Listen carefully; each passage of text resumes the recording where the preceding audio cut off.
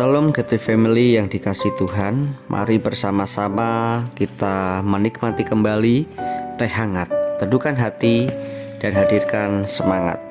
Firman Tuhan yang akan memberikan semangat bagi setiap kita di sepanjang hari ini terambil di dalam kitab 1 Korintus pasal 1 ayat 4-9. Demikianlah kebenaran firman Tuhan.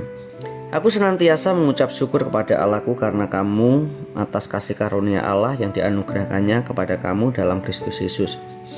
Sebab di dalam Dia kamu telah menjadi kaya dalam segala hal, dalam segala macam perkataan dan segala macam pengetahuan, sesuai dengan kesaksian tentang Kristus yang telah diteguhkan di antara kamu.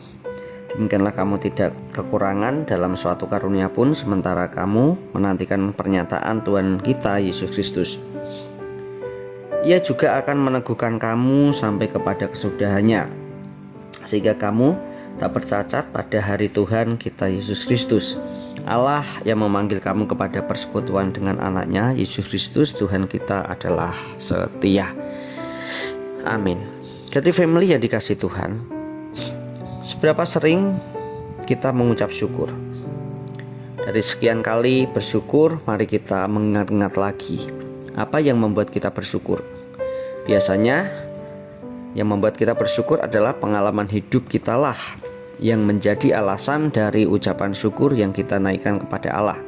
Seperti aku bersyukur karena aku mungkin terberkati, aku sehat dan lain sebagainya. Dengan kata lain, fokus dari ucapan syukur kita masih terletak pada apa yang kita alami. Ketika Paulus mengucap syukur, fokusnya terletak pada pribadi Allah sendiri yang telah memberikan anugerah keselamatan dalam Kristus Yesus.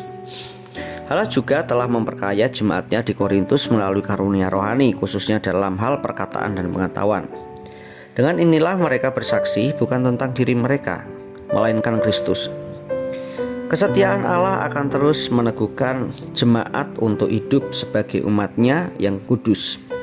Dan secara tidak langsung, Paulus mengingatkan kepada jemaat Allah di Korintus bahwa keberadaan mereka berasal dari Allah, termasuk karunia rohani yang mereka miliki selama ini.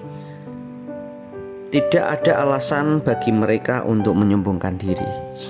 Dan selain itu, Paulus juga menekankan bahwa tujuan dari segala sesuatu yang telah Allah berikan kepada mereka adalah kesempurnaan sebagai umat Allah yang kudus. Rasul Paulus membawa nuansa ucapan syukur yang paling esensial dan mendasar, yakni pribadi Allah sebagai satu-satunya dasar ucapan syukur orang percaya. Dan semua ucapan syukur kita berpusat pada Yesus Kristus Tuhan kita. Getty Family yang dikasihi Tuhan, setiap kali kita bersyukur, kita ingat akan anugerah keselamatan Allah yang membuat kita tidak kekurangan sedikit pun dalam karunia-Nya, bahwa semua kemampuan dan keahlian yang kita miliki berasal dari-Nya. Apapun yang kita lewati selama ini, baik dan buruk, menyenangkan atau menyusahkan, semua itu adalah bagian dari pergulatan Allah, peneguhan Allah atas kesempurnaan yang dikerjakannya dalam hidup kita. Bukan hal baik atau hal buruk yang membuat kita mengucap syukur kepada Allah, melainkan Allah sendiri. Ucapan syukur yang berpusat pada Allah atau teosentris akan memampukan kita hidup berkenan di hadapan Allah. Mari kita berdoa. Bapa di dalam surga, ajar kami untuk selalu mengucap syukur. Dan ampuni kami jika selama ini ketika kami bersyukur kami masih melihat apa yang kami alami, apa yang kami rasakan saat ini. Tetapi melalui perenungan ini ya Bapa, kami mau belajar bahwa ketika kami mengucap syukur, ucapan syukur, rasa terima kasih yang boleh kami naikkan bukan melihat dari kondisi kami, melainkan dari apa yang sudah Tuhan kerjakan di dalam kehidupan kami melalui Kristus Yesus yang telah menganugerahkan keselamatan.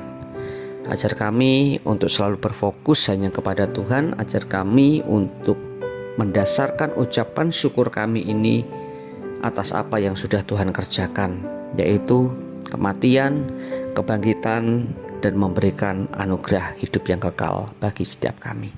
Terima kasih Tuhan, kami berdoa dan bersyukur. Amin.